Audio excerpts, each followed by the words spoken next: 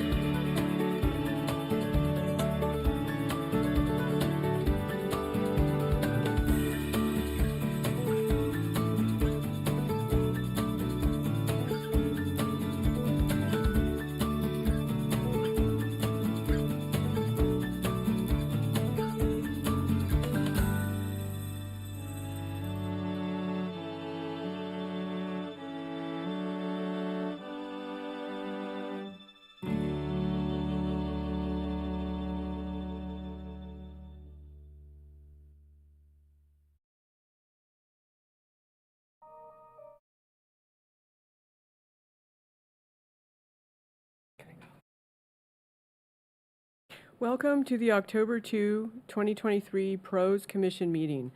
The Pros Commission is conducting this meeting from the City Council chamber, and staff are complying with the current regulations of the California Department of Public Health and Cal OSHA for safe indoor meetings. To provide a live remote comment, join the Zoom video conference meeting. The meeting ID is 839-4575-1050, and passcode is 375097. Secretary Safin, would you please call the roll? Thank you, Chair, and it's my pleasure to be here this evening with all of you. Commissioner Oler. Present. Commissioner Meyer. Present. Commissioner Kearsley. Here. Commissioner Cook. Here. Vice Chair Moran. Here. And Chair Garland. Here. Thank you. With the Chair's indulgence, I would like to hijack your agenda just for a moment and introduce two new staff members who are working directly for me. Lucky them, I know. And have them come to the lectern. They are two of our new managers. One is our business manager, Kevin Gordon, on the right, and the other is our community relations manager, Elizabeth Orcutt. I will have them introduce themselves to you because there will be times when they come and present before you. So I just want you to be familiar with the two new faces. So, Kevin. Hey, good evening. It's a pleasure to be here tonight and introduce myself to you. My name's Kevin Gordon. I'm the Arts and Rec business manager. I joined the city about 3 months ago, and it's just been a fantastic experience getting to know everybody in the wonderful department. And prior to this position, I worked for the City of Oakland and the Solano Transportation Authority, and I'm really excited to continue the great work that the department is doing for the city.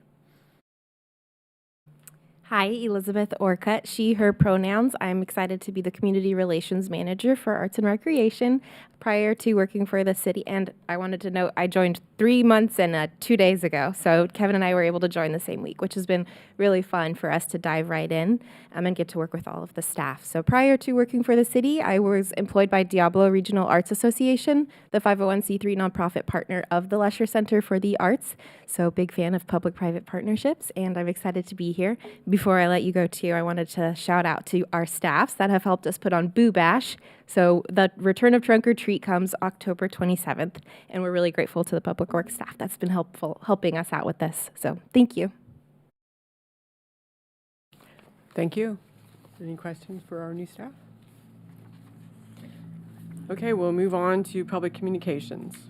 This portion of the meeting is reserved for comment on items not on the agenda. Under the Brown Act, the Commission cannot act on items raised during public communications, but may respond briefly to statements made or questions posed, request clarification, or refer the item to staff. As some attendees may be participating in their first Pros Commission meeting or their first teleconference meeting, I want to welcome everyone and talk briefly about the public comment process. If you are remote, use the raise hand feature or press *9 if you are connected by audio only, which will alert staff that you have a public comment you would like to provide. In person, public comments will be taken first. Please wait your turn, and once brought into the meeting, state your name and city of residence for the record. Consistent with city policies related to public comments, each speaker will have 2 minutes to make your remarks. The Zoom feed for each speaker will cut off automatically at 2 minutes. There are 30 minutes allotted at the beginning of the meeting for public comments. Additional comments can be taken at the end of the meeting if necessary. Does any member of the public wish to speak on an item not on the agenda? Secretary Safin? Chair, it appears we don't have any speakers in the chamber wishing to comment, although I do believe we have at least one speaker coming in on Zoom, and that's BG. And also note for the record that you started public comment at 6:05, so half an hour from now will be 6:35, if you go that long. Orlando's going to bring her in.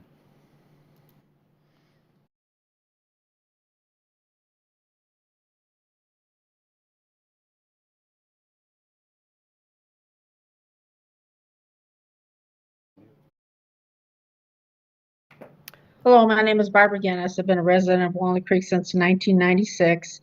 I sent you tonight a copy of a diagram of the proposed mountain bike flow trail they want to put in Lime Ridge. When you have a chance to take a look at it, you can see they got a bench and a rustic bike rack, starting ladder, natural wall features, 180-degree bowl features, rhythm sections with rollers, table jumps, bridge over a waterway, more benches, signs, those types of things. As you know, in the 814 pros meeting, we were told by city staff that no recommendation or approval is needed from the pros commission, and also no recommendation or approval is needed from city council, and there'll be no enforcement of the municipal codes because the staff is happy with their educational approach. Currently, there's a mitigated negative declaration out there for comments until the 15th of October. So I wanted to encourage the general public and also the pros commissioners to take a look at it and provide comments. You might want to look at the mitigation statements for special species of special concern, and some that are threatened by California and federal governments, some rare species. Like the American badger, the mitigation for that is to block the den for the badger and get it to move out of the area. For the Alameda whip snake, they say it's very wary and fast moving, so it can move away on its own. But we know with a mountain bike heading at it about 15 to 25 miles per hour, it probably can't get out of the way quick enough. For the Mount Diablo horned lizard, which is rare, they said they're capable of running away, likely to move away on their own. The horned lizard, their defense mechanism is they won't quickly run away. Instead, they'll freeze and hope their camouflage will protect them. It's not going to work with the speeding mountain bike.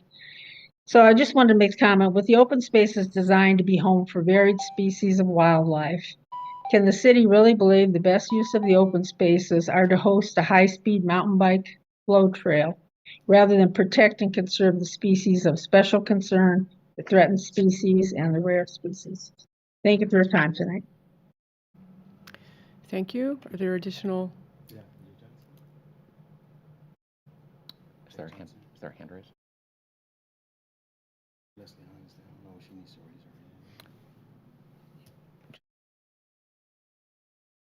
A reminder, if you want to speak on Zoom, you should raise your hand.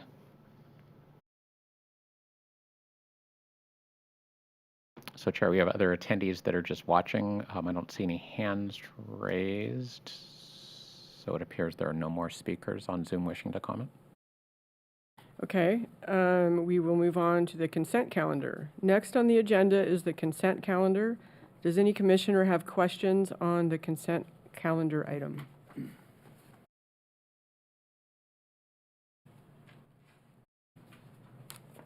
I had a question.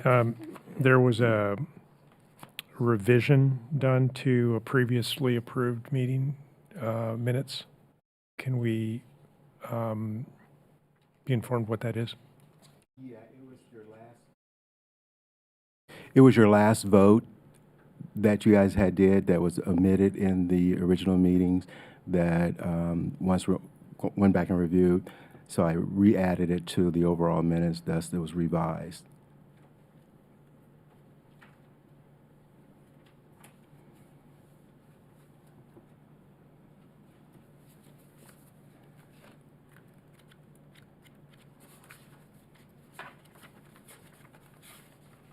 Thank you.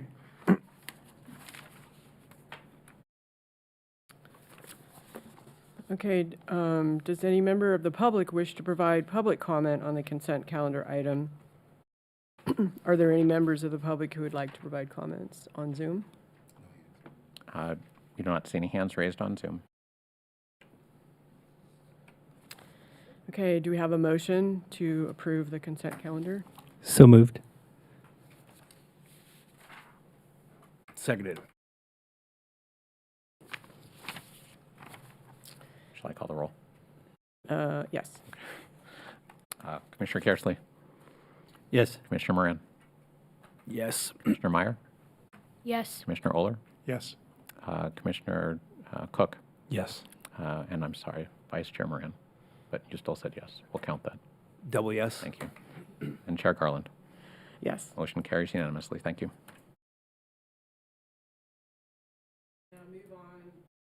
We'll now move on to our next agenda item under considerations, an update on riparian study at Heather Farm Park.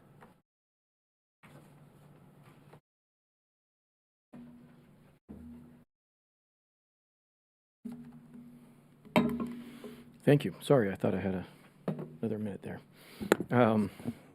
Just bear with me.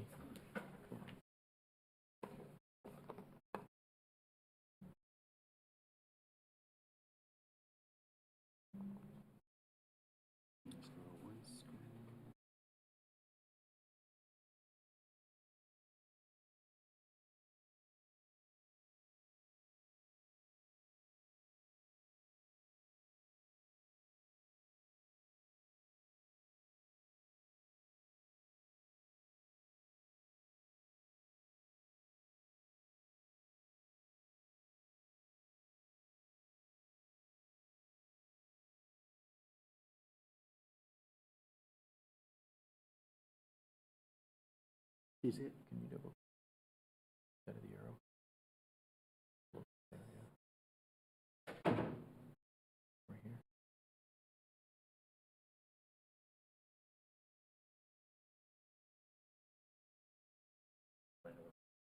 Yeah, I just need to expand this, Kevin. Can we expand it a little bit? We can get it any bigger.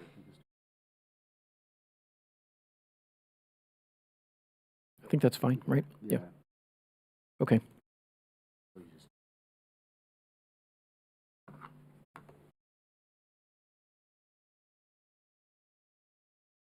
Okay, we're ready. Good evening. My name is Mike Vickers, Public Works Manager for the City of Walnut Creek. I'm responsible for Parks and Open Space, and tonight I'm bringing to you a project that was recommended by this commission and approved by City Council a couple years ago, and with the thought of going out to Heather Farm and looking at the stream beds and getting an idea of what potential improvements we could be making to those. So this is the riparian study at Heather Farm Park.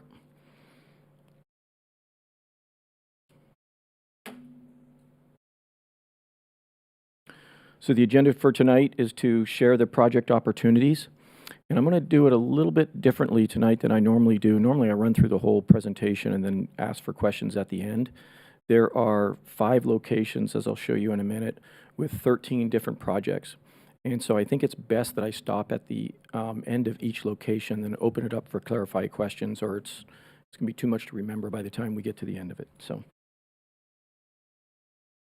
So your action for tonight is to hear the presentation and provide feedback on the proposed projects within the riparian study. I shared a little bit of background. This project was recommended by this body and approved by council. There was $50,000 set aside in the 22-23 capital budget. We worked with a supporting cast of community members, past Mayor Bob Simmons, who actually brought this project and brought this opportunity to your attention, brought it to staff's attention. We also reached out to Leslie Hunt, who's running Friends of the Creek. We asked her to help out, and then we had a couple of the public works engineers also involved, along with 2 consultants, Nomad, and then they subcontract to Balance Consulting.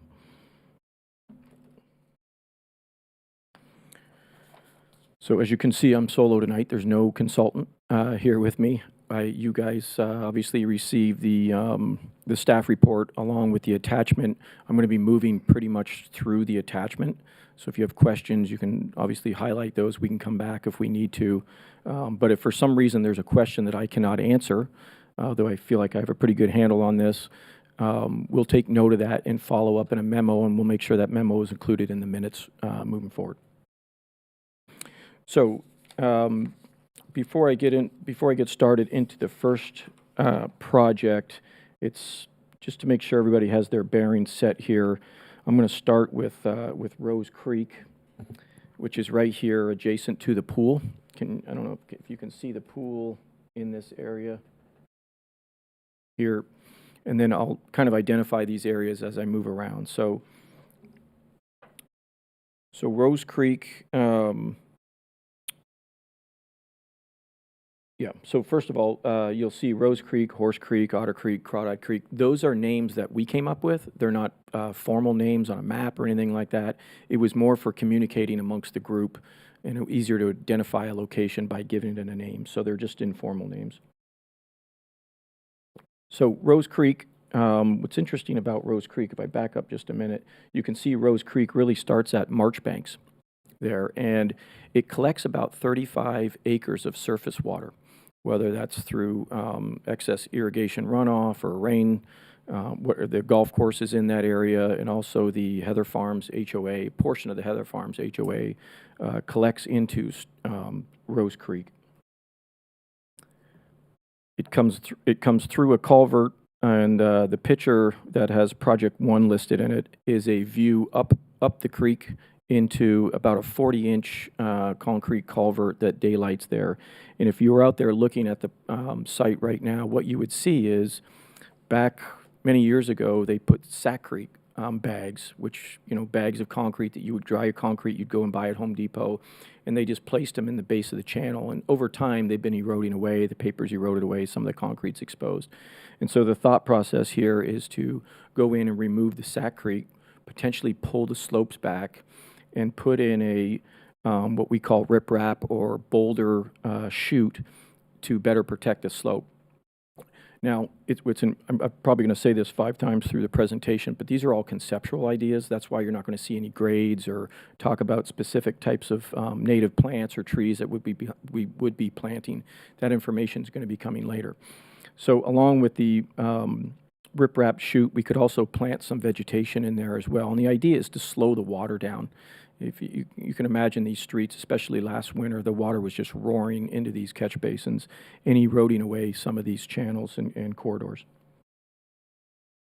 So project number 2, if you're familiar with the large reservable picnic area, if you walked by the picnic area towards the gardens, there's a small wooden bridge there that would take you into the gardens, and Rose Creek runs right underneath it. The top picture is standing on the bridge looking upstream. The lower picture is looking downstream. And the idea here is it's filled with non-natives. To remove the non-natives, plant natives, same with the trees, remove the non-native trees.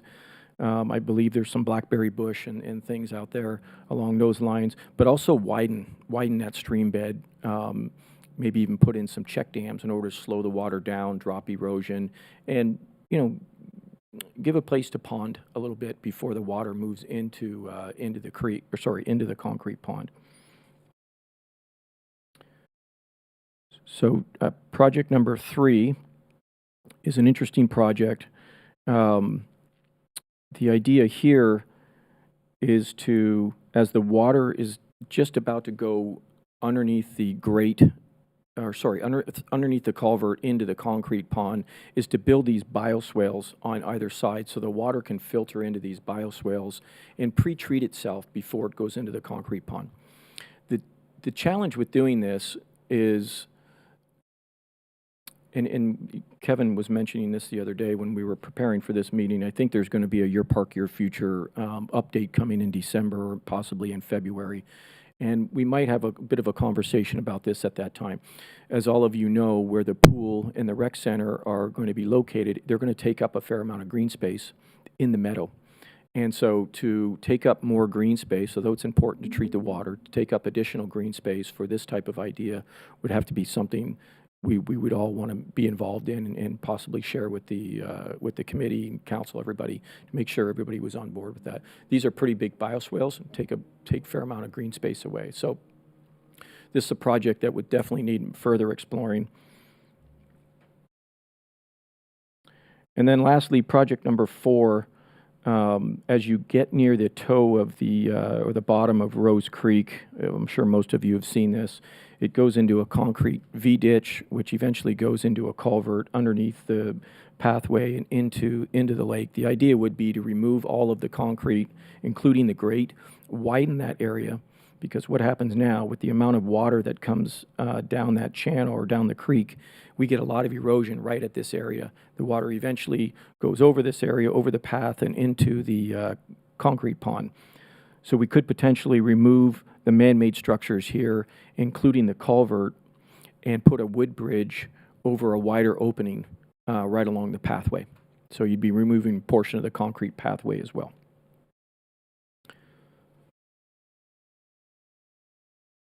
Okay, so I'm going to stop there and just see if anybody has any clarifying questions. Commissioner Kersley? Mike, you mentioned bio swale. How do you pronounce that? Bio swale. Yeah, BIO-SWALE. Swale. Bio. Yep. What is that? It's what's the best way to describe it? It's an opportunity, and Fran and Brandon probably know how to explain it just as well as I do. I'll share an example with you. If you've been to the new Safeway across from Whole Foods, where all the drainage goes into the new landscaping, so the runoff has an opportunity to go into these planters, so to speak, that have a specific type of soil. They have some drain rock, and then they have drainage underneath, and it gives the water an opportunity to filter itself in through those soils as it builds up. If you get a heavy storm, it'll build up and go into a catch basin and then get into the main system. But it's really an opportunity for the water to pre-treat itself before it gets, and then potentially get down into the water table before it goes straight into a storm drain. So, where is it? The Rose Creek, is that the one, which one is the drain that goes next to the community gardens? Is that the Rose Creek one? Yeah, the Rose Creek parallels it. There's also another creek just past the gardens that I'm going to share with you as well. But Rose Creek is pretty close to, it's kind of between the gardens here, and you'll see the pool. The gardens are right here. Okay. I see. The pool's there, yes. Okay. All right, thank you.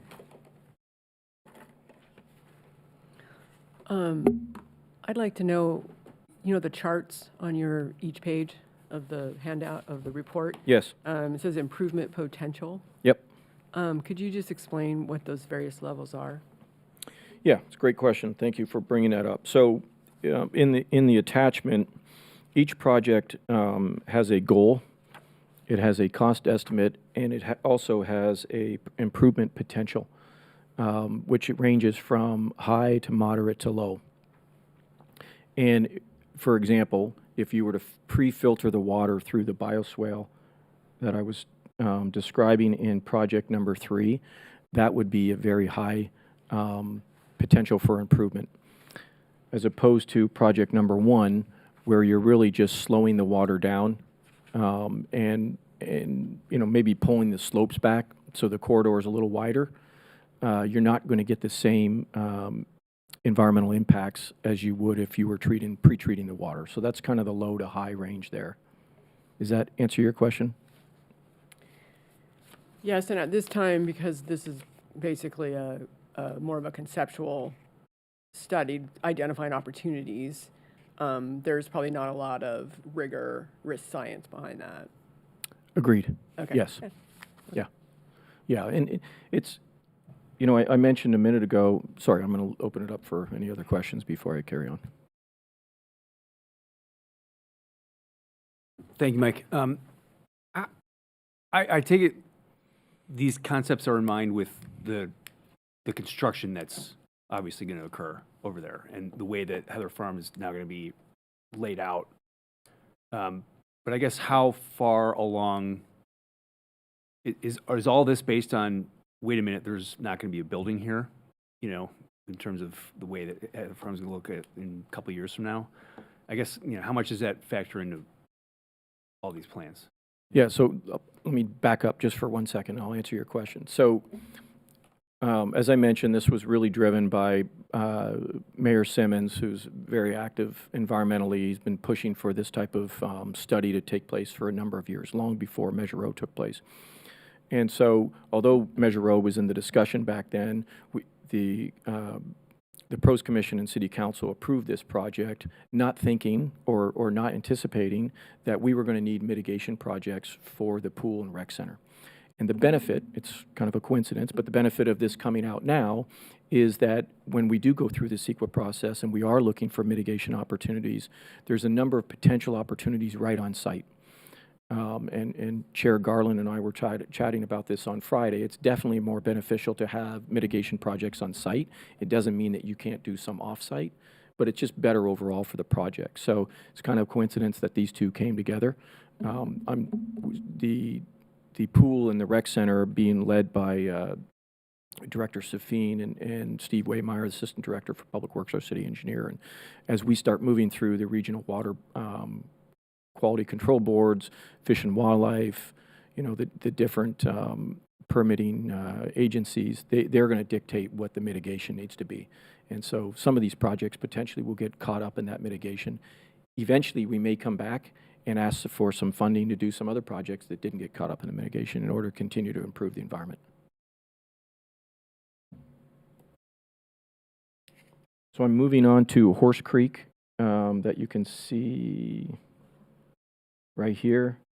Horse Creek starts right about here. It's about a 30-inch culvert that comes out of the neighborhood just above it, which is also part of the Heather Farm HOA. Flows can get pretty high through there, not as high as Rose Creek.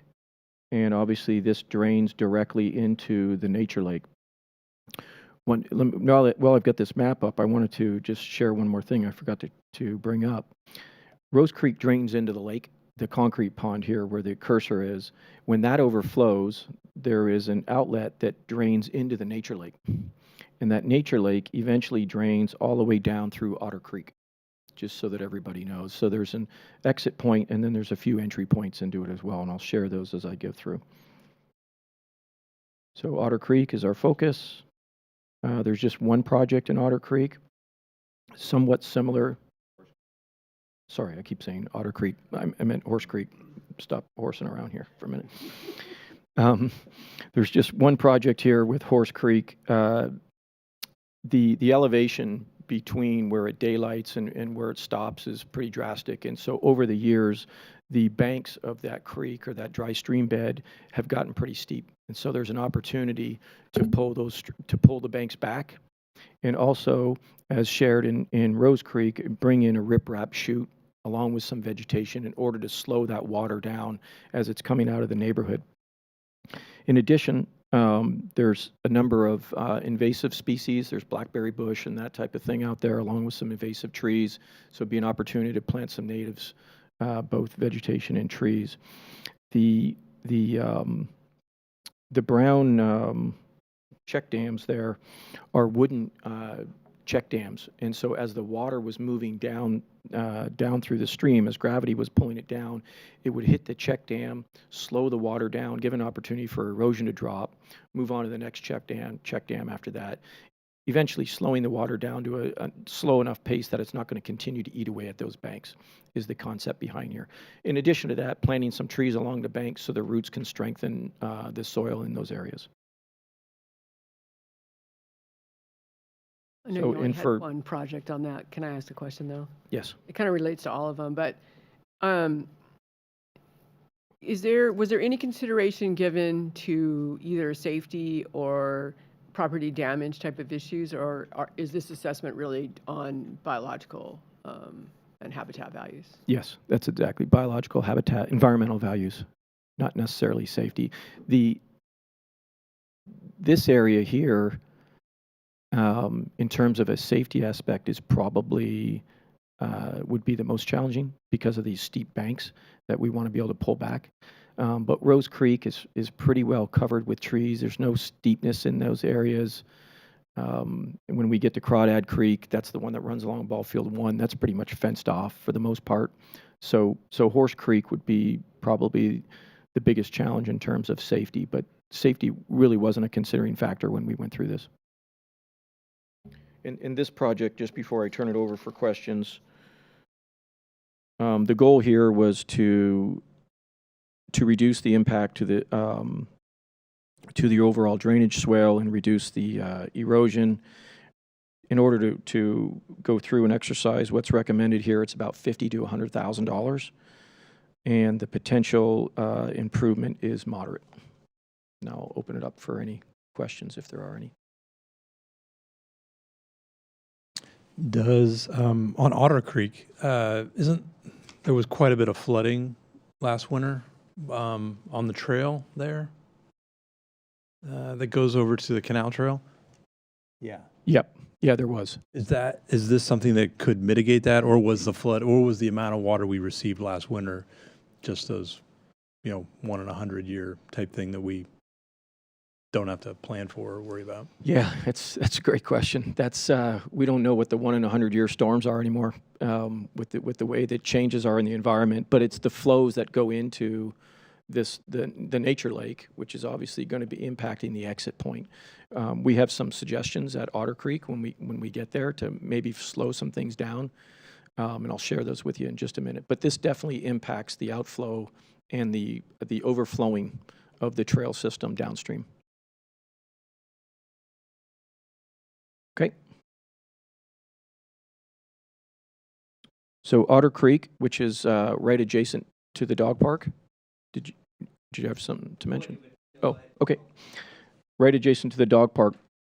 Keep in mind that Otter Creek and the trail that runs next to Otter Creek is under East Bay Parks Authority. They manage the trail. They're responsible for the riparian area in this location. So not only would we be required to get some permitting to tackle some of these projects or all these projects, we'd also have to be working with the other agency in order to move forward with some of these projects. So Otter Creek, there's one project here, but there's a number of components to it. This is standing on the the canal trail, or close to the canal trail, looking back at looking back at the nature lake, and the dog park is on the right-hand side. The trail, you can see that just kind of runs that sliver along the left-hand side of the upper picture. There's possibility of moving that trail up closer to the ball field 5 and 6 parking lot. There's a number of large eucalyptus trees, which I think you're all familiar with. This may impact one of the 6 or 8 eucalyptus trees that are in that location.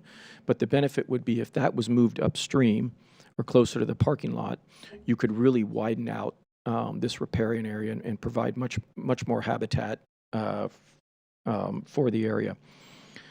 That's an expensive process. This project in total goes somewhere between $200,000 to $500,000. To move that trail would be an expensive process.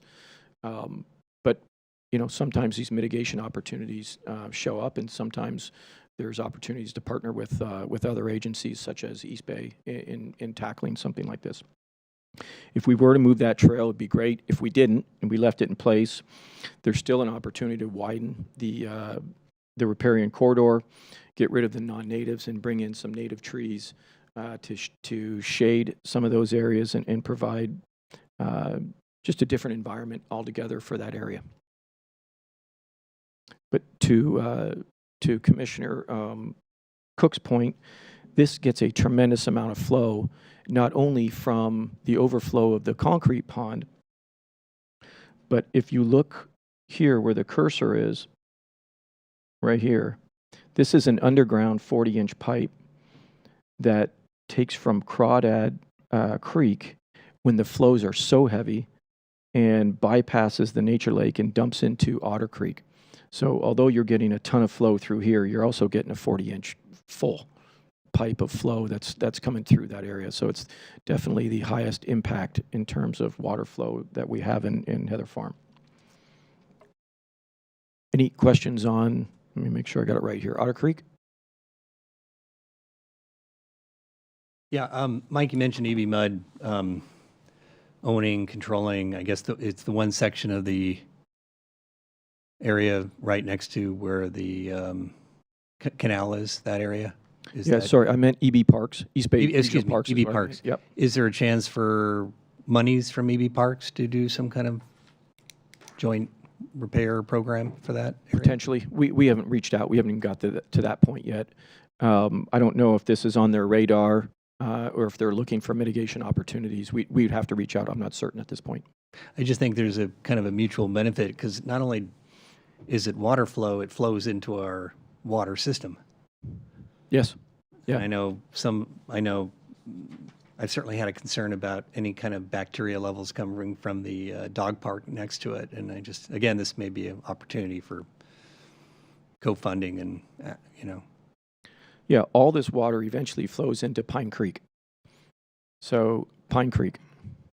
Yep, Pine Creek meanders around, comes together there. So it does not flow into the canal. No, there's a bypass Bypass, that okay. takes it to the channel. Right. I'm sorry. It's not Pine Creek. It's you know how Walnut Creek eventually turns into that concrete channel? Yeah. That's where this ties into. Ah, it goes into the Yeah, channel. Got sorry. it. Okay, so not the water source. Yep. Okay, good. Good to know. I have a quick question, Mike. What would widening and expanding that area do?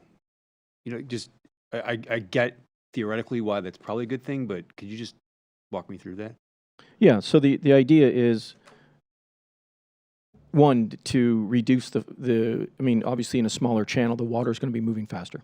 If you widen the channel, it's got more area, the water's going to be moving at a slower pace. You're going to get less erosion.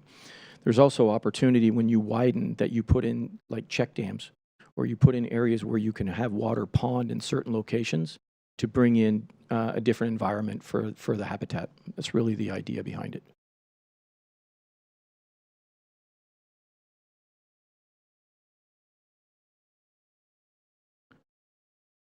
So Crawdad Creek has about 4 projects. The first project is, you see the concrete structure right there under the title there, Project 7. That's actually the bridge for North San Carlos. And then on the other side of that bridge is where the rec center is, just to give everybody an idea. That picture is on the ball field 2 side of North San Carlos. And the idea here would be to remove the tule weeds. And then if you look in the right-hand corner of the upper picture, you can see that 40-inch pipe that I was describing that bypasses the nature lake and goes into Otter Creek. And then the picture at the bottom is the outflow of that pipe going into Otter Creek. So not a huge benefit here. The biggest benefit is in the summertime to be able to completely plug that 40-inch pipe so that all of the water going through Crawdad Creek goes into the nature lake. The main reason behind that is that water is cooler in temperature and will cool down the nature lake, hopefully reducing the amount of algae growth that you get from the heat in the summertime. And Crawdad Creek's kind of unique compared to the other creeks because this creek has water flowing through it almost 12 months a year. I think last year during the heaviest drought, we seen the water just trickling in. There was still a little bit of movement, but right now, if you were to go out there, you'd see, not winter movement, but you'd see average movement of water moving through there. It catches a lot of the water from the neighborhood over in San Miguel, catches water off of YVR. A lot of excess irrigation runoff from landscaping is where it's at right now.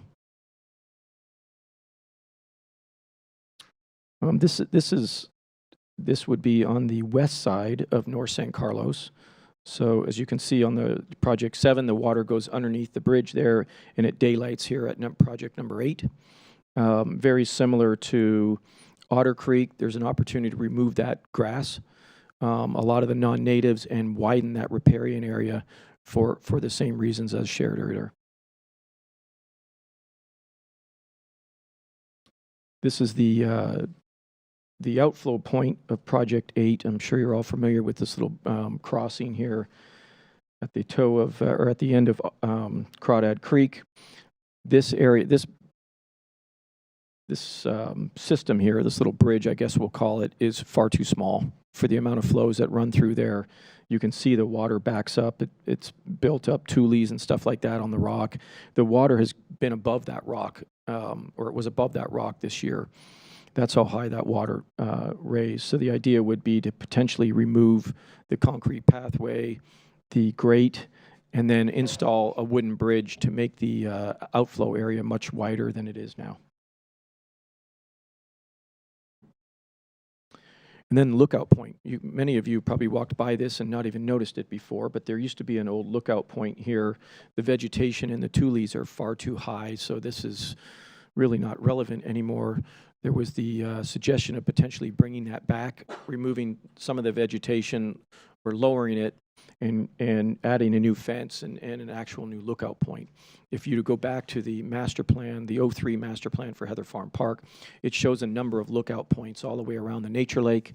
There's only really one official, well, there's two. One's filled in with tules. And then if you go to the other side of the nature lake, closer to the equestrian center, there's kind of I would just call it a beach area where you can see down into the lake. One of the bigger challenges you guys may know that we have in Heather Farm Park is the fishing that takes place in the nature lake. And when you open up these lookout points, they can also become fishing points, which is not all that beneficial for this siting. So it's, there's good and bads to doing both. That finishes for Crawdad Creek. Any questions?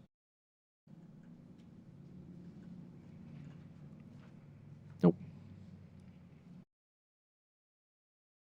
Okay, the last one is the nature lake itself. So there's 3 projects. This project number 11 is really about testing the quality of the water and coming up with solutions on how to reduce the amount of nutrients and excess nutrients that are going into this pond. And I think I've shared this with you all before, but if you were out at the concrete pond right now, you would see a couple floating islands. We used to have 3 floating islands out there, and that vegetation, mind you, is 3 or 4 feet above the island. The root system underneath that is probably about 8 feet in length.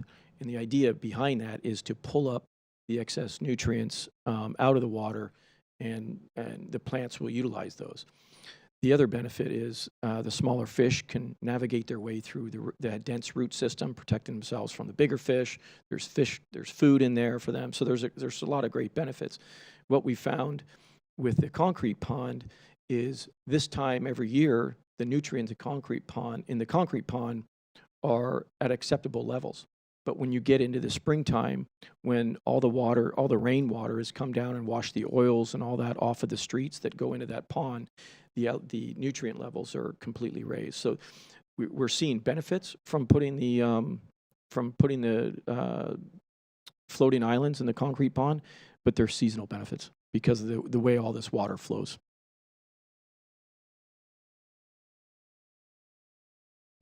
So project number 12, I think you're probably familiar with this area. It's right near the intersection of San Carlos. If you go to your right, you're going in the parking lot of ball field 5 and 6. If you go to the left, you're going to the dog park. The suggestion was to remove the concrete V-ditch there and put in a bioswale to give that water an opportunity to filter itself before it goes into the nature lake. And then the picture below that there with the big purple diagram, or the big purple circle there, is something that we've talked about for a couple years as we've talked about synthetic turf and other mitigation needs. There's a potential to build a large bioswale right there so that the water that comes off of YVR, the drainage out of the synthetic turf fields, would potentially drain into this location, giving that water an opportunity to treat itself before it got into Crawdad Creek and then into the nature lake. This is very high in terms of environmental benefits. Anytime we're talking about the bioswales, or they're C3 basins, bioswales, I may have the terms mixed up, but. Hey, Mike, can you just hold on and show where the artificial turf is going? Yes. So let me see where this cursor is here.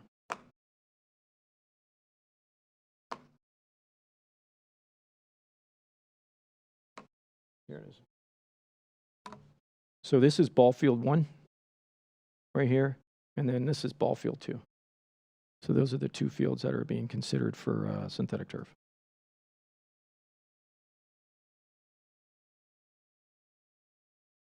And then the last project is, there's a few options here. One is to deepen some of the banks coming out of the island And along the pathway there, this picture was taken last summer, and that's how low the water was. Normally, the water is about 1.5 feet higher than this. So you could dredge out some of these areas, making deeper pockets to prevent tule growth and other vegetational growth.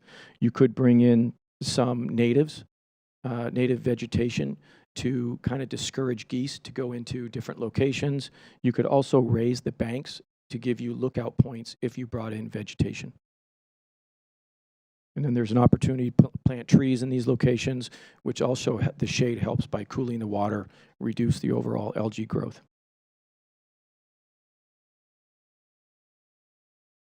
So any questions on Crawdad Creek, or sorry, the Nature Lake? Nope. I have a question. Are the fish year-round able to get from the cement pond into the nature pond? No, the only way the fish could go from one pond to the other is if the concrete pond itself was flooding. Yeah, and I mean they could potentially jump, I guess. There's a screen, but the screen has like 4-inch in diameter holes or something along those lines, but typically not. No, it does remind me though. The Fish and Wildlife does stock, the concrete pond twice a year, spring and fall. And what will however you would measure the size of the cement pond, what is it now versus what will it be after the pool is completed? Yeah, it's I think it's like 2.2 acres, and potentially will go be reduced down to 2 acres, the concrete pond, and so you'd lose about 15,000 square feet or something along a third of an acre, and then the Nature Lake is about 5 acres. So Commissioner action, as I mentioned earlier for tonight, was to hear the presentation and provide feedback on the proposed projects within the riparian study. And I could have mentioned this earlier, but as we receive your clarifying questions and comments near the end of the presentation, if you have 4 or 5 items or 4 or 5 projects that you think should rise to the top, we'd love to get that feedback from you. Okay, before we move into Commissioner discussion, we'll ask if any member of the public wishes to provide public comments at this time. Please use the raise hand feature or press star 9 if you are connected by audio only if you would like to provide a public comment. As a reminder, you will have 2 minutes to provide your comment. At this time, I will ask the Secretary if there are any members of the public who would like to provide comments. Thank you, Chair. We do have one member of the public wishing to make a comment, Leslie Hunt. Leslie, when you're ready, you can go ahead.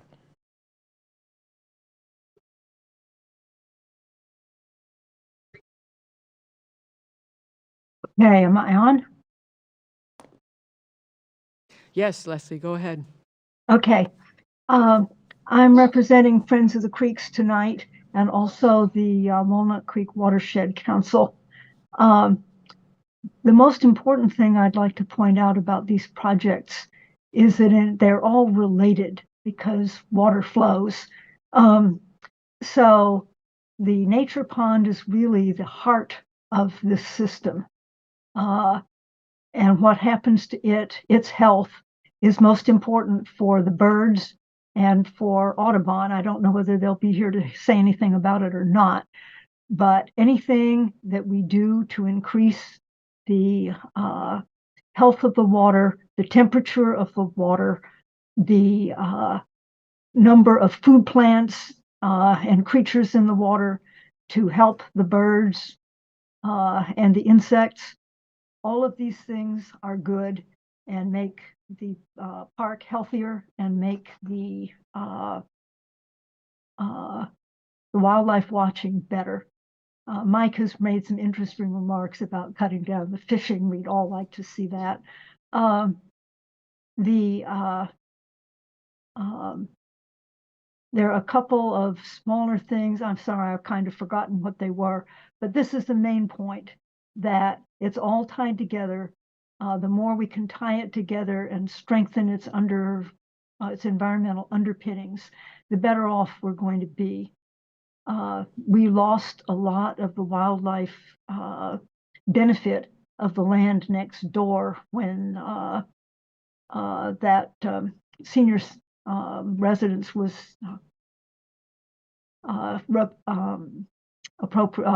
approved.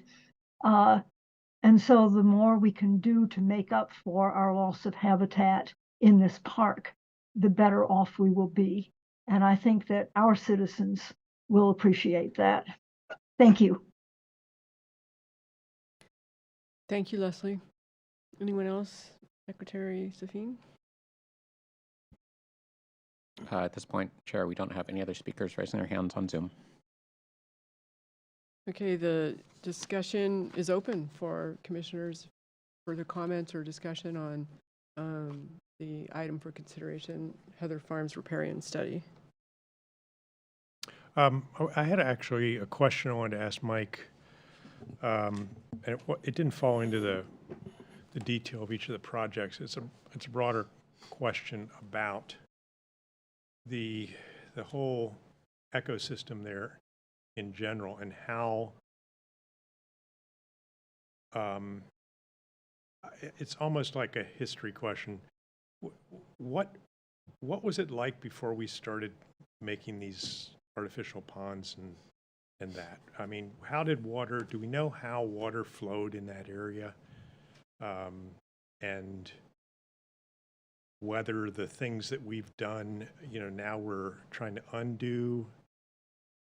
I just think if we have a good understanding of where we came from and where nature kind of had created its own paths, it could inform some of our decisions about what we do going forward.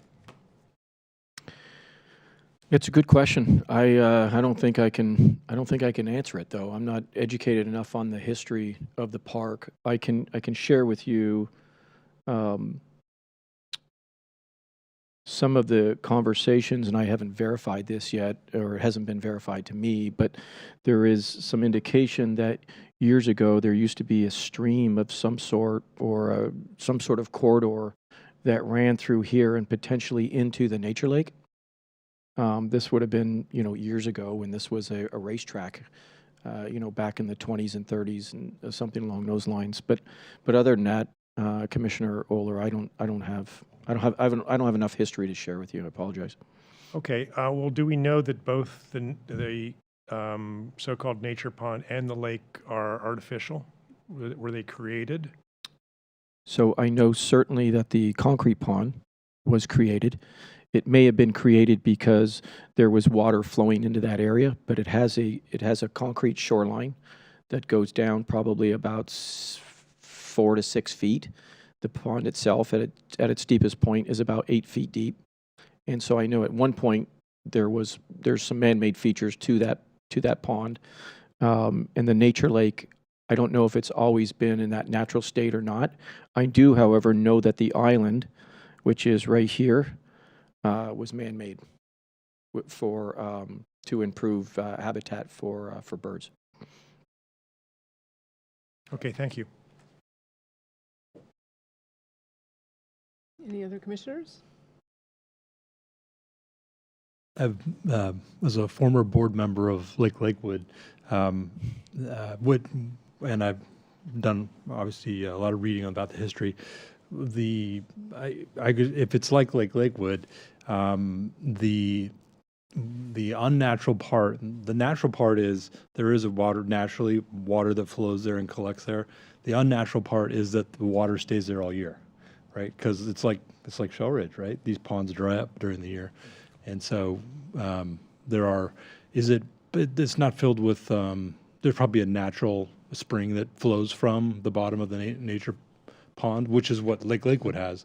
And then in order to keep Lake Lakewood at the level, we pump water from a well to keep it at a minimum height. I don't think there's a well that keeps the nature pond at a certain level, though. Yeah, it's a good question, and it kind of goes back to a little bit of the history. The concrete pond here, so the nature lake gets its water from Crawdad Creek, which, as I mentioned, flows pretty much year-round. But the flows are minimal, especially during this time of year. The concrete pond has a fill spigot that pumps from the reservoir back at the corporation yard the same reservoir that we use to pump water to all of the sprinklers. We have a pipe in the concrete pond that we can turn on to fill the concrete pond up and force it to overflow into the nature lake if we need to. If there was no water from Crawdad Creek going into the nature lake, we would be filling that with untreated water straight out of the delta is what feeds that whole area. It was the area that goes into the reservoir, the water that goes in the reservoir. Yeah.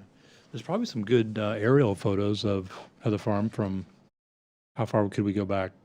I've seen some. I couldn't tell you where they are, but We have some good ones that go back to probably the 70, I think, before the rec center was even built. I've seen those. But Google Earth, you know, depending on the quality of the images, probably take you back even further than that.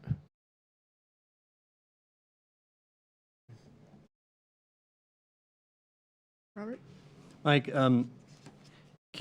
has staff talked about, in terms of there's all these great projects, but are any of them considered must-haves? I mean, there's several that are, like to have, and I'm trying not to correlate cost versus improvement potential, because it may not correlate to what is an imminent need. Is there any of these that you would consider an imminent need?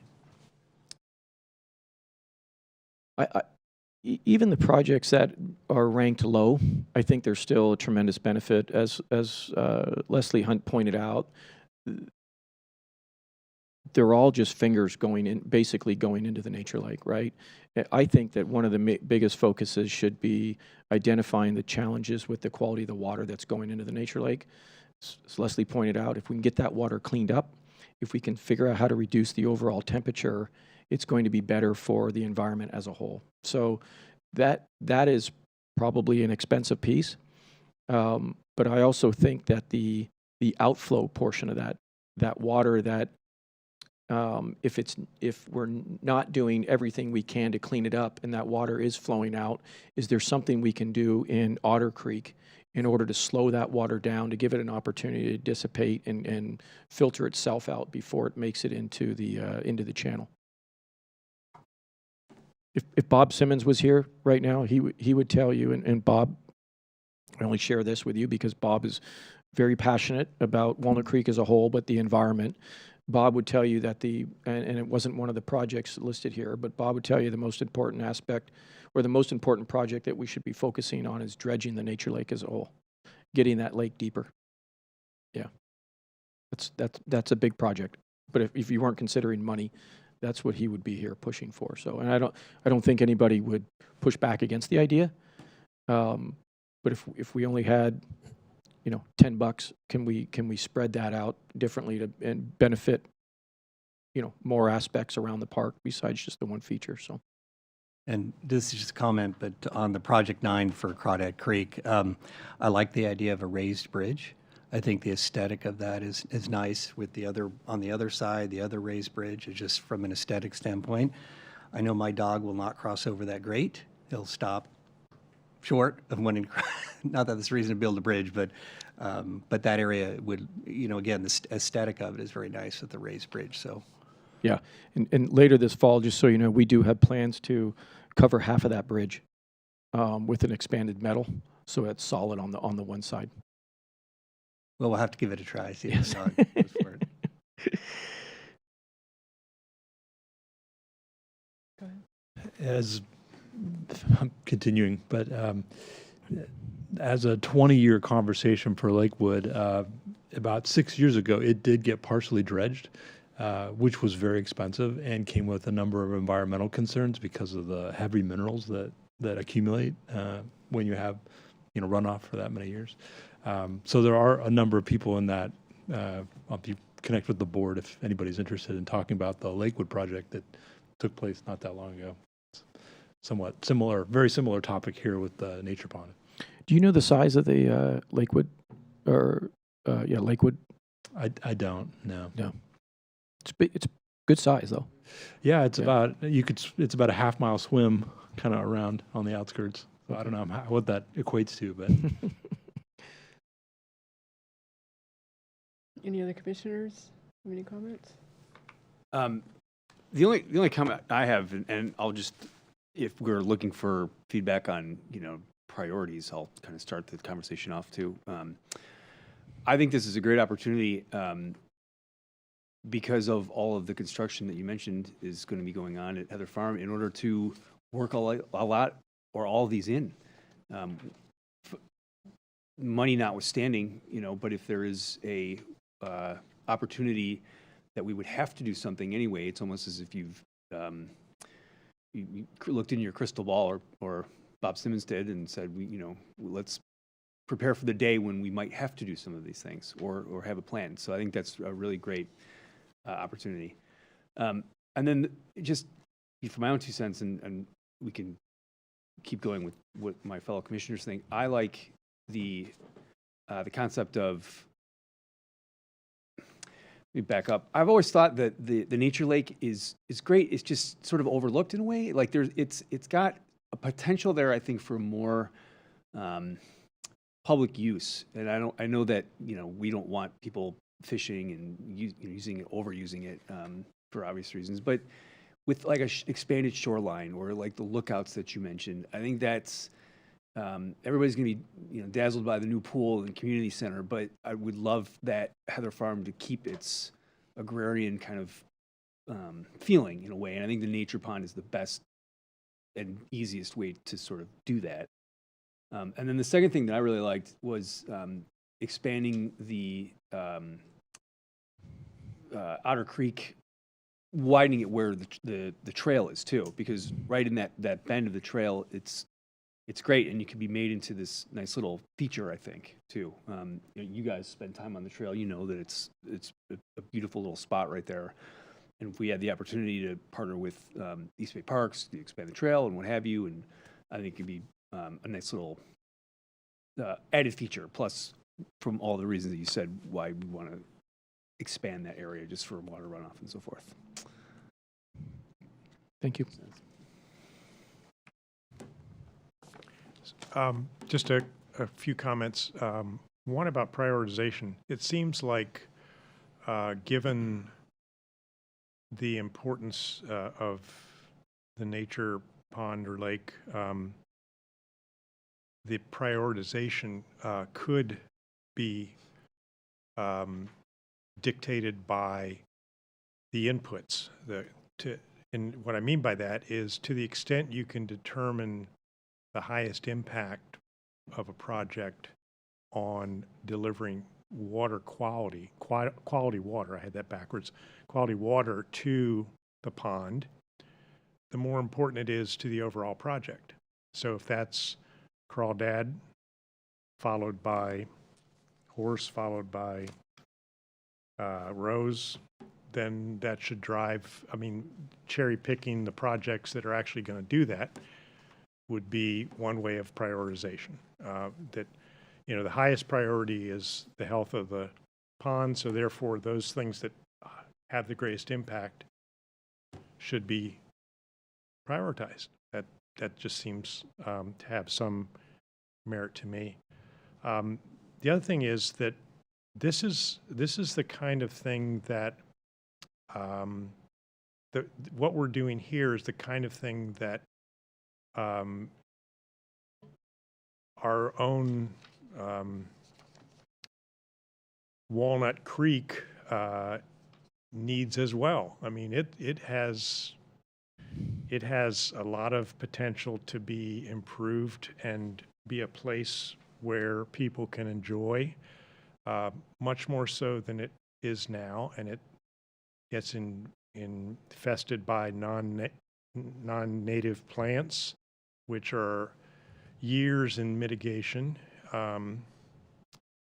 But we're looking to spend money at Heather Farm because there's some big projects there, and we may be able to ride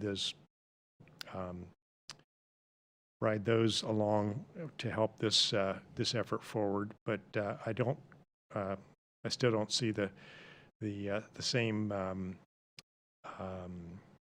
prioritization for our own Walnut Creek, which is years in the master plan with little action. So anyway, my 2 cents. I'm a broken record on that, but I make the linkage. I got a small surprise for you during staff updates, so. So I really feel we should focus on the lake to start, the natural lake or pond, partly because I don't see particularly the big study of all the water quality inputs and, you know, kind of a status of where we are now and what to do that will lead to helping us prioritize the other things, as Commissioner Arler was saying. But that seems less likely to me to count as mitigation for, whereas a lot of these other things where you're going to be creating swales and wetlands and things like that, those I think would be, you know, hopefully much, you know, easier, if anything's easy with a regulatory agency, but easier to get a project like that where you can point to, oh, we've added, you know, a 1/4 acre of wetland or, you know, that type of thing, that, you know, kind of save those for one. I think the study of the water, I think that's number 11, would help identify those projects. Plus, again, then those projects are likely to be ones that are, you know, that could account for mitigation, which means they're down the road a little ways. You know, they're not going to be happening right away, but the study could happen right away if the department has money for that type of thing. And then I did also, I thought 13 kind of went hand in hand with that, and I didn't see the need to wait for that. And I think it kind of helps, like having the lookout is a very nice idea. I don't think I ever really realized that was there. You know, that would help what you were saying, Brendan, that it's really a special place, and we could do more to sort of enhance that without doing too much where it loses some of that, right? So it's, you know, kind of a balancing act. Yep. So I think I would maybe right now try to focus on the 13 and 11, and then, but really take advantage of the need for mitigation and being able to do it on site and see what we can do to, you know, really do as much as we can at Heather Farm to improve everything. Thank you. Robert? I think one of the challenges is that the nature pond, which I agree, I think it's certainly a priority. It's not something you use, it's something you observe, as opposed to the lake, which is something that is heavily used in terms of fishing. And as you mentioned, Mike, it's one of the, and I know for a fact, this is one of the few man-made lakes that the Department of Fish and Game actually stocks with trout. This kind of, I'll say, suburban small lake is one of the few they do in the whole state of California. I noticed that, for example, you know, in terms of issues in the concrete pond, certainly when it gets warm out, is the stagnation or the buildup of algae that certainly is by the community center. If you come around that edge, it just is thick green, and you can't really fish there, and you know it's not attractive. So it's balanced. I mean, I agree. The lake is just to be something we observe. And certainly there are people fishing in there, which we don't want them. And the last time I was there, I counted 7 people fishing in there, all at the same time, using what would be in, you know, the open beach area. But so, I mean, this is kind of the balance, right? Because we want to preserve that. At the same time, there could be a little pushback, I could see, by saying, well, it's not something we utilize per se, as say the concrete pond and those resources and the number of people that get a lot of use out of that actually doing something fishing or practice fishing in there compared to observing in the pond. So, Thank you. Any additional comments or discussion? I had a question about the man-made islands in the pond. Would those be, first, how would those, other than the root system, how would those help with like water quality? And then secondly, would those islands be accessible by people in the park? Like, would there be bridges from shore to the islands, or would it not be big enough for that? No, so the ones in the concrete pond that are there currently are, I think they're like 8 foot by 8 foot. They're fairly small. They're definitely not accessible. Mind you, they do break off their anchor periodically and float from one area to another, but they're not intended to be accessible by humans. If you're out there looking closely, you'll see a lot of frogs. You'll see a lot of turtles sunning on those when the otters come in. they'll dive down, get the fish, and sit up there on the islands and use the islands kind of as a landing spot. But it's really that root system that has those, that's feeding those working plants, that's pulling the excess nutrients, the so-called bad nutrients out of the water and into the plant material.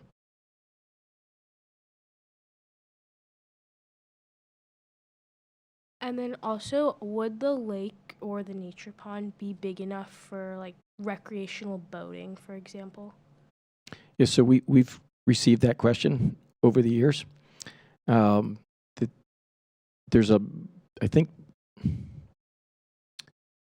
first of all, it's meant to be a nature preserve. So that type of recreational activity would not benefit the habitat in the area. But putting that aside, there would be also the liability of, whether you had canoes or kayaks or something along those lines out there, it probably wouldn't pass just through because of liability. But more importantly, the idea, ever since that lake has been known as part of the park, is always to preserve that for nature and keep recreation out of the area. And then with regards to the lookout points, would building additional lookout points harm any natural habitats? Because I think you mentioned there was like tule overgrowth in one of them, and so one suggestion was to clear all of that. So would that cause any damage? So we've cleared them in the past. But we have to reach out to Fish and Wildlife through our permitting process to ensure that we're doing it at the right time of year. But we do have a stream bed alteration permit that allows us to do some of those maintenance activities.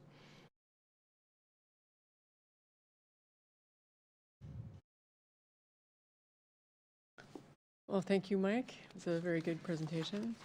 Hopefully we'll have an update sometime soon. Yeah, hopefully. Okay. Thank you.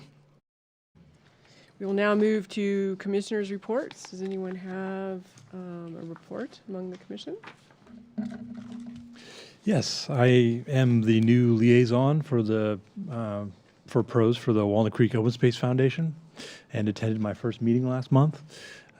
Great group of people, very committed to our open space, and I enjoyed hearing about some of the projects that they have coming up. One of which Mike has previously talked about, which is the Indian Creek section below Indian Valley Elementary School. And what the plans are there. I got a great presentation. Also, next year is the 50th anniversary of the Walnut Creek Open Space Foundation. They are working on a number of big events that they're hoping to attract the public to come out and appreciate all the great things about our open space. And so I look forward to providing updates as necessary on this fantastic group. Thank you. I actually enjoyed my 2 years of doing that, and I think you will as well. It is a good organization. Any others?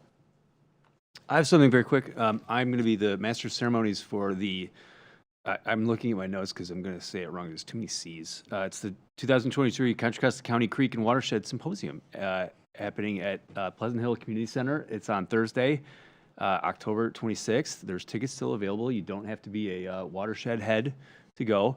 If you're a creek enthusiast or somebody who's interested in just water in general and how it works, there's interesting authors that are speaking and panels and breakout rooms and so forth. And I think it's going to be a very fun day. If anybody's interested, please, you can check that out online and get tickets or find out more. Thank you. Anyone else? We didn't mention it at the last meeting, but the city of Walnut Creek signed some sort of agreement with a company by the name of Revel Racing to host a race in March from the top of Mount Diablo and finish at Arbolado Park. It's a half marathon, so start training. It's a lot of downhill.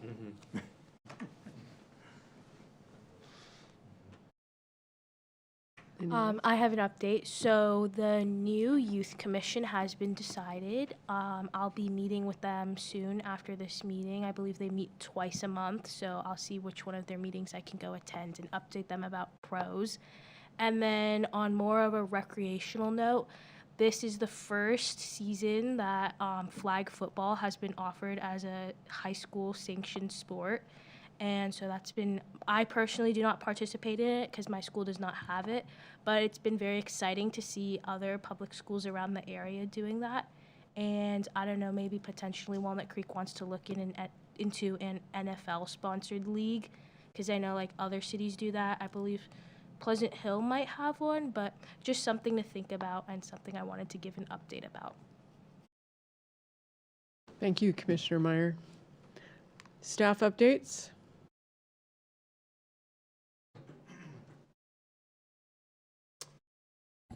Hi, this is Jim Carlson, Recreation Manager at Heather Farm Park, where I'm stationed. So it's so nice to hear so many nice comments tonight about Heather Farm Park and what's coming up around there. But I just want to give a couple quick updates. One is we've brought back after-school sports at the middle schools, and we're very happy right now. We have over 50 enrollees right now at Foothill Middle School and over 50 right now over at Walnut Creek Intermediate. Both schools are participating in girls volleyball. So we brought that out. We started it last spring at WCI and had a very good turnout. So we thought we would introduce it again this fall.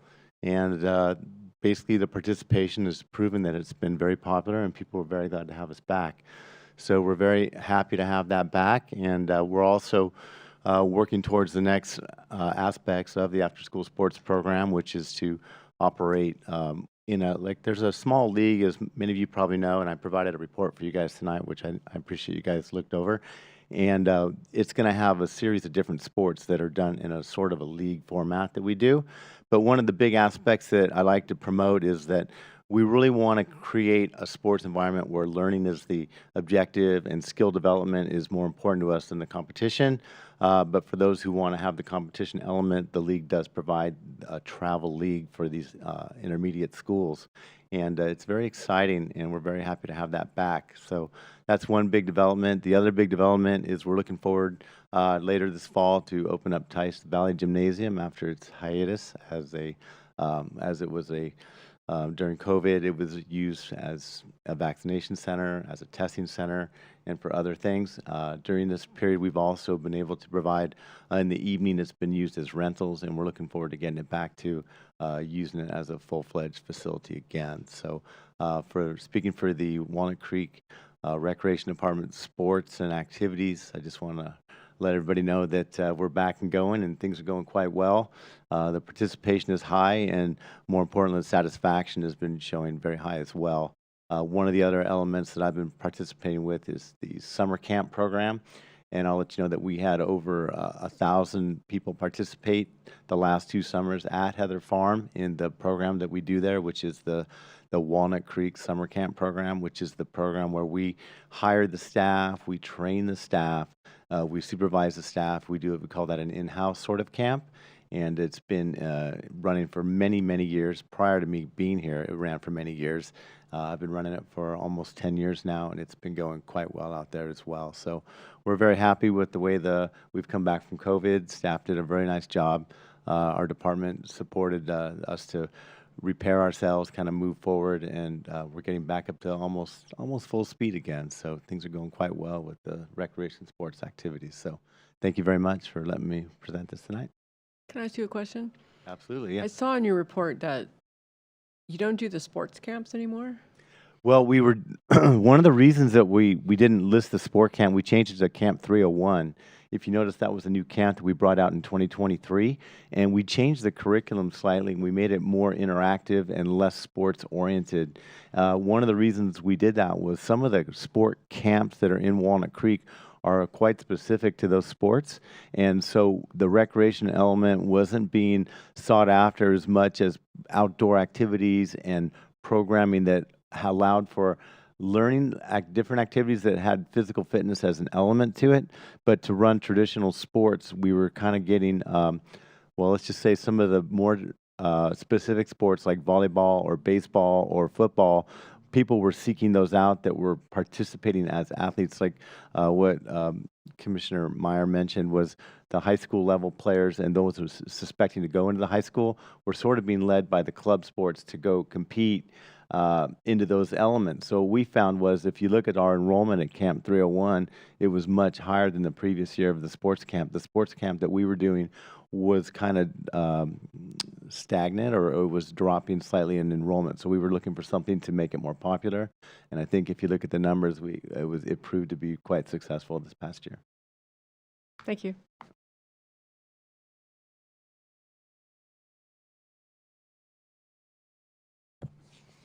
Okay, so just a couple updates for you from Public Works side of things. We recently may have read this in the newspaper, but we recently received a $100,000 grant from CAL FIRE to enhance our urban forest program. I think cities like Oakland, don't quote me on these numbers, but I think cities like Oakland got $6 or $7 million. Concord, I think, received about $1 million. We received about $100,000. I think there's a 20% match to that, and we'll be using the funding to update our inventory, and update our tree assessment plan, and also develop a urban forest master plan for the city, which will help us identify moving forward, you know, where the proper trees should go in the right locations for canopy and overall cooling of temperatures, those types of things. So it's a project we've been wanting to work on for a number of years, putting an urban forest master plan together. So I think this is great news for all of us. Just to give you a little information, we have about 25,000 trees in our parks and right-of-way, and that doesn't include the open space. So the open space, as you can imagine, has thousands of other trees, but we really focus on about the 25,000. Additionally, we are partnering with the Walnut Creek watershed to make some improvements at the at Civic Park along the creek. The Walnut Creek watershed and the city partnered a couple years ago. There were some improvements made on the library side, which is off of Lincoln. There were some improvements made there with the removal of some invasive species, some planting of new native grasses, and then that continued to the, I guess, the north side of the library, where there were view sheds so that you could look down into the creek and draw a little bit more of attention instead of just looking at all of the sucker growth from the trees. And so we're going to continue that, improve the viewing shed from where they left off, which is basically behind the playground, and go all the way down to the walking bridge. Remove all the lower vegetation, the suckers, and then start pulling out all the non-natives and putting natives back in. So we're looking forward to it. It's a start. It's not. It's definitely not the finish. The finish line. We're working with FEMA as well, as through the storms we had a ton of erosion over the 2 or 3 month period.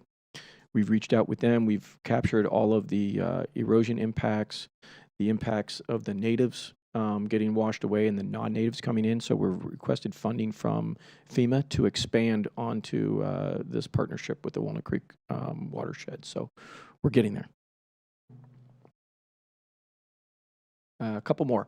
So we just completed a project out at Borges Ranch. The signage is not in yet, but we've developed 3 new educational signs. One to talk really about the history of the Borges family and how that site came to be.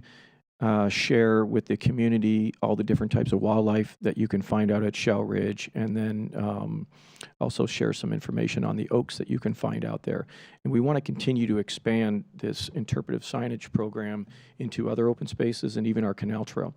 If you spend much time, and I don't know if it's this far up, I don't believe it is, on the Iron Horse Trail, but in the San Ramon area, Pleasanton area where I live, at every intersection, it tells you how far it is to the next intersection, and it tells you the name of the streets. And so if you're lost for some reason, or if you just want to schedule your run or get a good distance, we have a draft plan that we did years ago that we might move forward with and start identifying some of these locations along the Ignacio Canal Trail, but also identify some of the other features. There's spots out in Lime Ridge where you can see the old rail car tracks from back when they were mining that not very many people know about.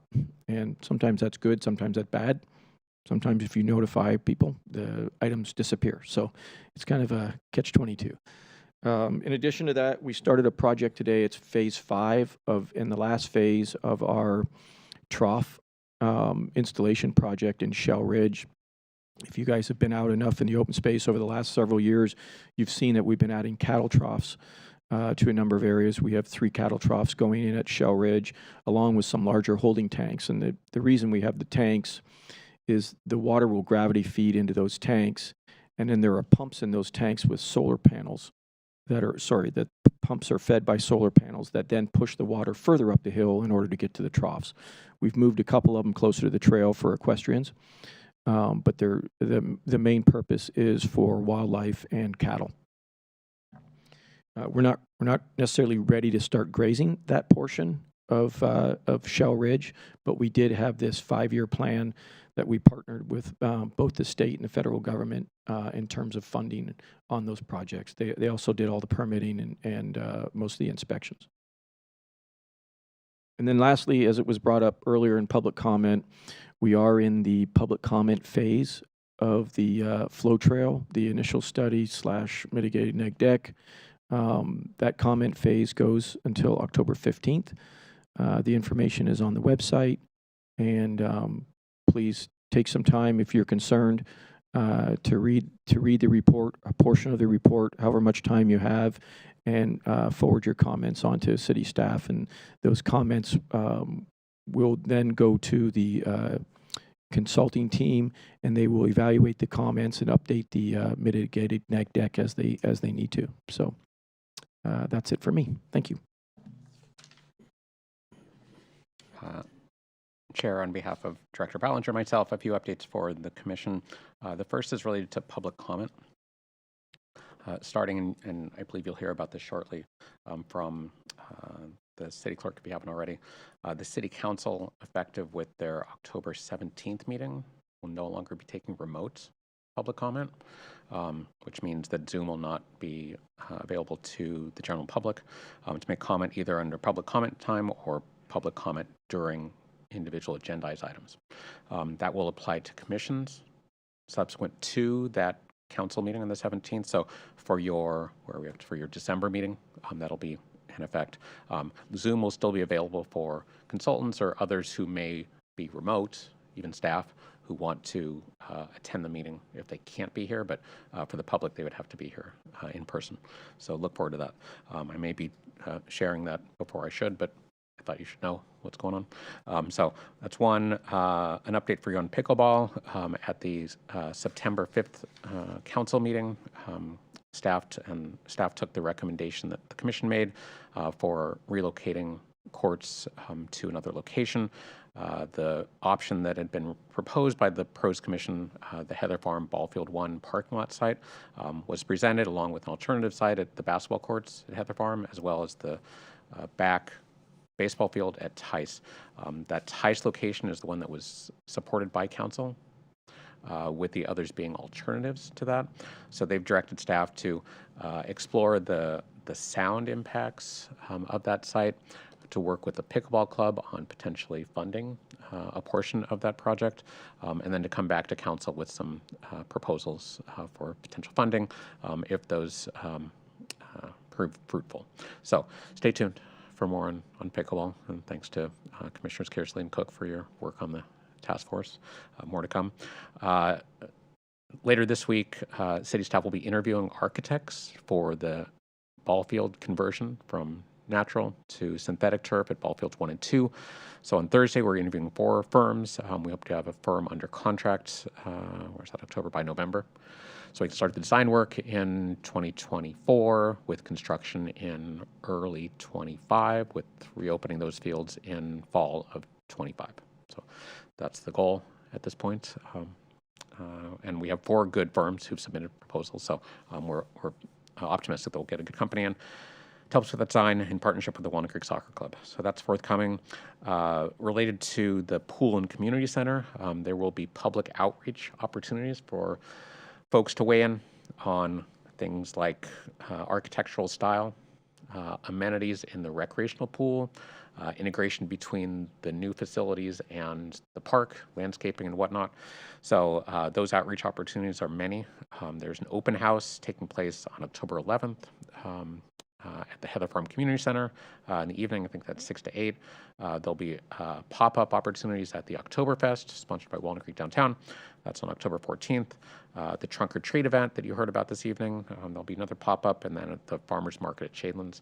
So lots of opportunities for the public to share their thoughts and opinions at these various events in October. And then we'll be taking preliminary design concepts to you. I don't have a date for that, but subsequent to the public comments, and then when we get some feedback and work done by the architectural firm, Nolan Tam. So that's coming. And two more things. One, just a reminder, the mayor's breakfast is happening on October 20th. And I believe that the vice chair may be available, because I think the chair is unavailable, or would like to I'm draft. planning on it. Okay, planning on it is fine. If you'd like to draft a fellow commissioner, you may do that as well. I believe the chair is not available. Yeah, right. Don't make eye contact. I'll let you take that negotiation offline. And then lastly, good news. The City Council's Seat at the Table initiative, which provided for youth representative to the Pros Commission, the Transportation Commission, and the Arts Commission, will be continuing for another year. So Commissioner Meyer will be staying, should she so choose, staying for another year through the end of this school year.